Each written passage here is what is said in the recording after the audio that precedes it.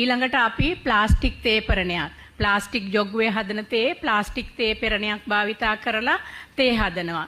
ඊට පස්සේ අපි ප්ලාස්ටික් පිඟන් ළමයාට ඉස්කෝලේ ගෙනියන්න භාවිතා කරන ප්ලාස්ටික් පෙට්ටි ප්ලාස්ටික් බෝතල් මේවා සමහර වෙලාවට ප්‍රමිතිකරණයක් නැති බෝතල් සහ පෙට්ටි මේ වගේ දේවල් පාවිච්චි කරනවා. ඊට පස්සේ අපි ගමනක් යනකොට ගෙදරින් වතුර බෝතලයක් ගෙනියන්නේ නැතුව කඩෙන් ප්ලාස්ටික් වතුර බෝතලයක් අරගන්නවා. මේ හැම දෙයකම අපිට පේන්නේ නැති සියුම් අංශු ක්‍රියාත්මක වෙනවා. මේවට තමයි අපි කියන්නේ මයික්‍රෝප්ලාස්ටික්ස් කියලා. ඒ වගේම BPA වැනි තවත් විෂ රසායනික මේ ප්ලාස්ටික් වල අඩංගු වෙනවා. සමහර වෙලාවට අපි පරිප්පු හොද්දක් හොදි ටිකක් ගෙනියන්නේ ප්ලාස්ටික් පොලිතීන් ආවරණයකින්. කෑම පැකට් එකේ තියෙන පොලිතීන් වල බැඳපු කෑම එකක්. මේ හැම දෙයකින්ම ඉතා විශාල විෂ ප්‍රමාණයක් ශරීරයට ඇතුල් වෙනවා.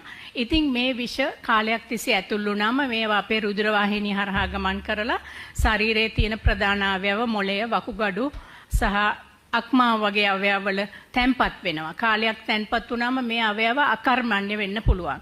ඒ වගේම තමයි මේ රුධිර වාහිනිය තුල ගමන් කරන මයික්‍රෝප්ලාස්ටික් වලින් ඒවා රුධිර වාහිනිය වල තැන්පත් වෙලා